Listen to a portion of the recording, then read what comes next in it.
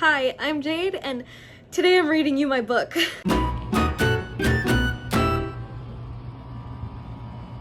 Okay, off the bat, I'm real nervous about this, but I started writing this book a year ago and I want it to be published somewhere. Like, even if I can't get it paper published for a long time, I want it to be out here, and I figured why not combine two of the things I love, which is making content for YouTube plus, my book.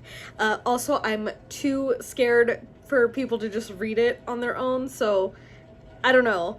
This is just my idea, and let me know what you think about it.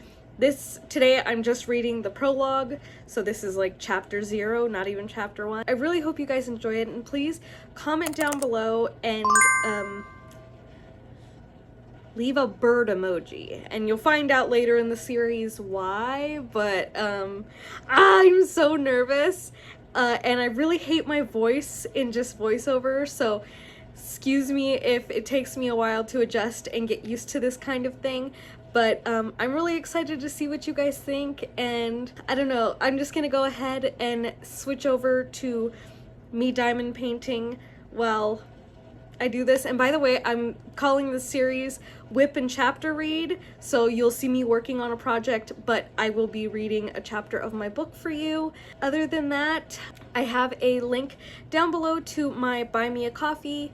If you guys want to support me either one time, or if you want to do like a monthly donation to me, that'd be awesome. If you can't, that's totally cool. Just leave a comment, because that helps me just as much. Okay, so let's get on to the book reading. A reading of the rough draft of Ashes by J.T. Margison. Prologue, Chapter 0. It's been so long since I've really got to see him. The real him, not the echo of the man he once was. My husband Emilio's health started declining 10 years ago. At first, he was only forgetting little things like leaving the stove burning overnight. However, his mind's been slipping further by the day. Last year he forgot my name, and it nearly shattered me. As if it hadn't been painful enough to watch the man I love struggle with daily tasks. As of now, he's not even sure who I am most of the time. I've been fading from his mind so much that he's often frightened of me now. Alzheimer's has been doing everything in its power to sever what me and him have. Though I won't give up on him without a fight. What's eating at me is I can feel his strength going with each passing day, and there's absolutely nothing I can do to stop it. Deep down, I know we don't have much longer together. I've been showing him our old home movies in hopes that it'll nudge his memory. Maybe he'll possibly stay with me a little longer if I'm able to get his mind even fractionally stronger. The doctors say exercise is after all, right? I mean, it couldn't do any harm. Plus, I simply need a little more time. Long enough for me to figure out how to end my existence. I set up our vintage projector on the far side of our small living room. Emilio was seated in his wheelchair, a few feet away from the projector screen, as his sight was hardly better than his memory. The film clicked on with a warm hum, and I put on my favorite recording of us. We were on the lake's edge, splashing our feet in the shallow green water. The splashing quickly turned into a playful water fight, soaking each other from head to toe. "Who's the pretty girl?" Emilio said with a soft smile. His crooked fingers reached forward as if to touch the younger version of myself, groaning as he stretched. The light danced across his aged hands, and he kept it outstretched, leaving his shadow cast on the screen, warping the image. "That's me," I said, still blushing, knowing he sees me that way. Even with his faltering mind, I ignored the warmth coloring my cheeks and pointed out, "The Emilio of our youth. See the man that's with her?" He nodded. "That's you, darling." "Oh, really? Wow, that ugly coffee cake face ended up with a cute little thing like her?" He giggled, making fun of himself while scrunching up his face, turning up to look at me. One thing the movie couldn't capture was the magnificent color of his eyes. Perfect deep green with golden specks littered throughout, further contrasted by the deep reddish-brown tone of his skin. Even with the age muddling the colors, it was hard not to stare into him when he looked at me with the love his eyes carried for me now. Oh, hush, Emilio. I stroked his cheek and pulled up a short stool to sit next to him while letting the movie continue. It had gotten to the part where Emilio had caught a fish with his bare hands. He was chasing me with a half-dead carp. He moved its slimy mouth like a puppet master, begging in a deep voice unlike his own. Just a little smooch for Mr. Scales. Come on, Olivia. I don't bite. I giggled at the happy memory the movie displayed for us. It didn't feel like it was so long ago, though it had to have been over 60 years now. We were about 22 there, Emilio. This is our trip to Mexico. It was hot, he said with recognition in his eyes, a statement rather than the question. This had to be a good sign, but I don't want to get too enthusiastic. He often had short-lived moments of lucidity. Yes, but the lake water helped us cool off, I said, smiling, fighting off the hope that threatened to overwhelm me in an instant. I pressed further into the memory, keen to see if the moment of coherence could last longer than usual. Do you remember why we were there, Amelia? We had just gotten married, right? He looked unsure, pulling up his heavy brow to look at me, waiting for my confirmation. Yes, honey, do you remember why we were there? Honeymoon, he said with a grin as if he'd just won a grand prize. Sweetheart, you remember everything, don't you? I said as my heart soared, fluttering away with any grief that still lingered. I held his face in my hands and kissed him gently, tears welling in the corner of my eyes. He pulled away and grasped my hand in the same motion. Oh, darling, I couldn't forget that beautiful face. Even the devil couldn't make me lose you for long. He studied my face in a long second before continuing. No, Ollie, why are you crying? Did my ugly face scare you? He grinned, taking his hand from mine, using his fingers to contort his face in a silly gesture. He used to do this often when I was upset. It had been a while since he had, and it made me giggle, while sobbing in the same breath.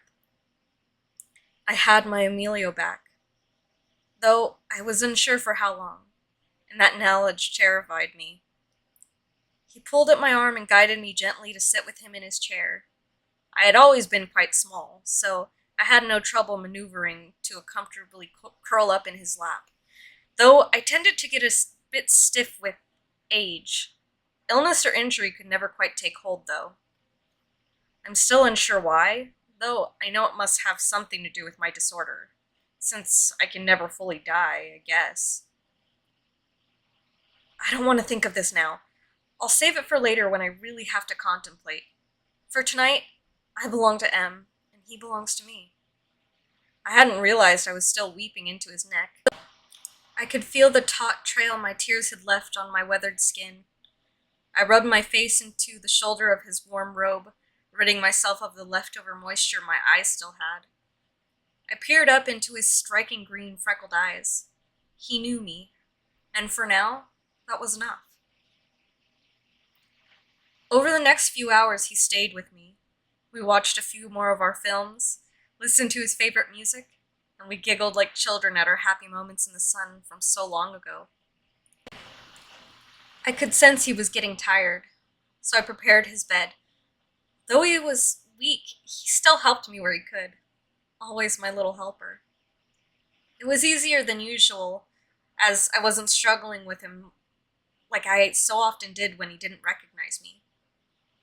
After setting up for the night, with him lying in bed, his lids heavy from fatigue, I gave him his nightly kiss that I presented him whenever he was coherent enough to allow me. I twisted away to leave for our guest room when I felt his hand firmly grasp my wrist. Please stay, Olivia, he stated in a soft coo that made my heart thud roughly. Oh, I don't know, honeybee. Wouldn't want you to be too spooked in the morning. It hurt to refuse him, but when I tried to turn away for a second time, his plea became more urgent. Olivia, I'm feeling a little cold. Do your old ball and chain a little favor and warm me up a little? Just for a while. He chuckled and lifted the covers as to welcome me in, waggling his eyebrows up and down. I laughed nervously. He was being his playful self, though there was something much more serious lingering under his silly overtone. I was probably overthinking like I always did. I decided to shrug it off. Fine, Em, I said, smiling, but I'm leaving before the morning. Deal, he whispered at me as I clumsily scooted my way into the position next to him. It was already warm with his arms around me. I inhaled his woody scent once before his hand tilted up my wrinkled chin, instructing me to meet his gaze. We lay there for a moment before he pressed his lips to mine.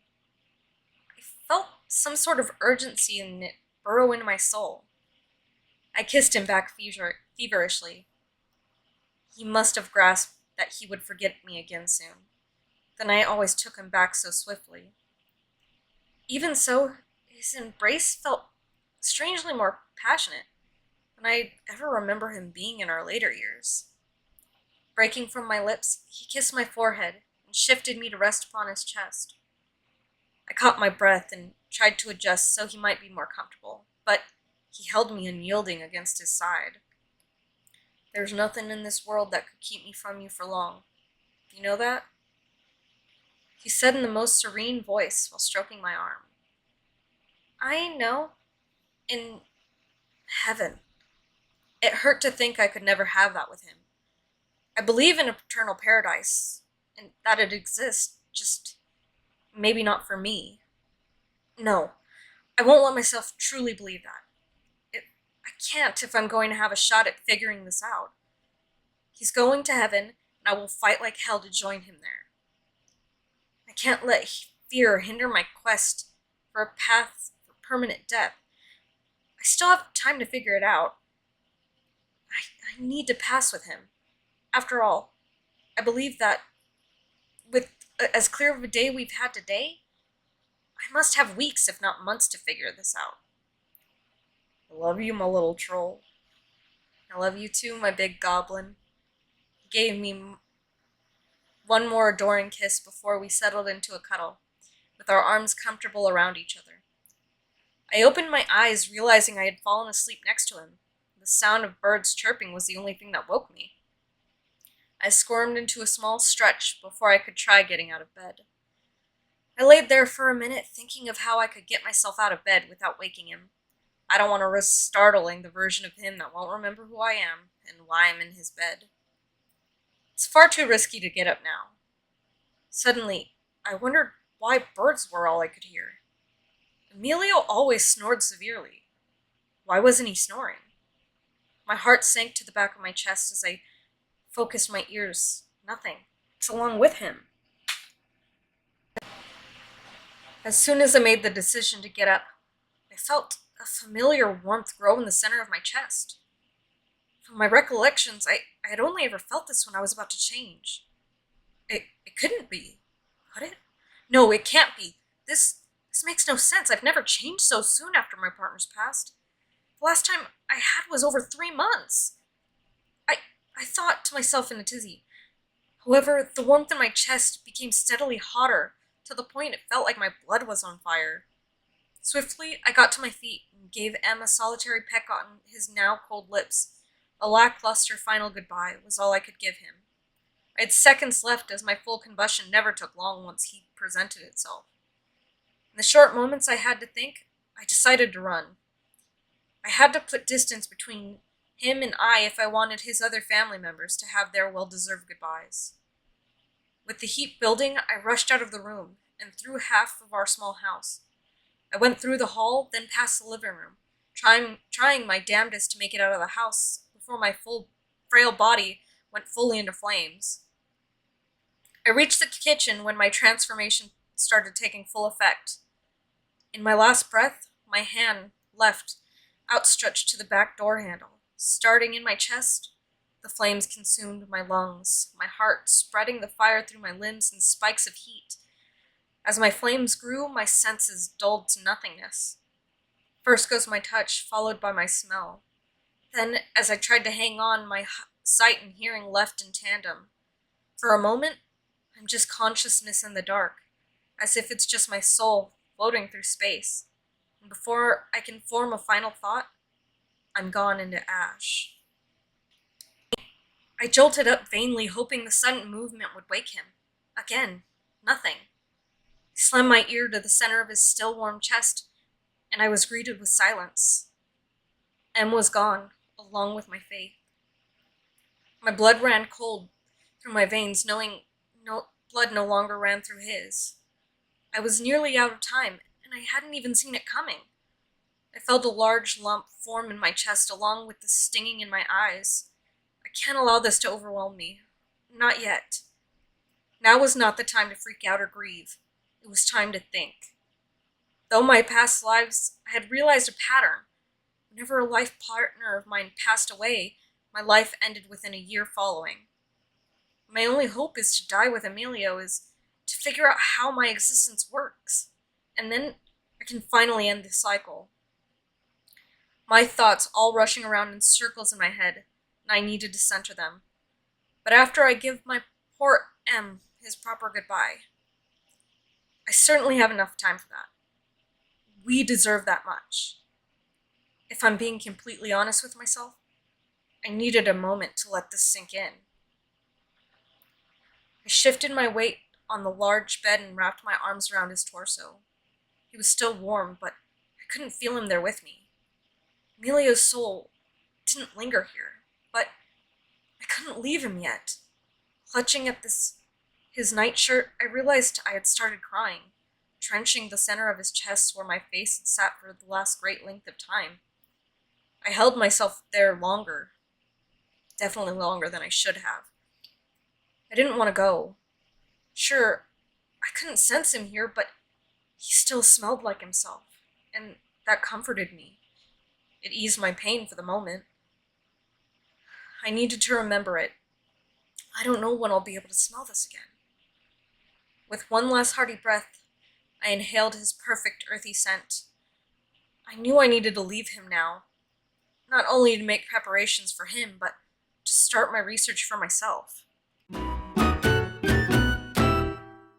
I just got done recording that, and I'm so sorry for any mess ups and everything. I have issues reading, and it has to do with my ADHD, so I can try better next time. Can you guys let me know if the reading was okay, even though I a little bit, or if I should make it much cleaner or whatever. I tried my best, and then I don't know, I'm just nervous, so let me know what you guys think. Again, this was just the prologue, which is a shorter intro bit, so I don't know, hopefully you find the story interesting and you want to know more. So far, I don't know. Thank you guys so much for watching. Again, leave a comment and really let me know, because I'm just very unsure at this moment, and I would appreciate it. Thank you guys so much, and I appreciate you being here. Thank you. Bye.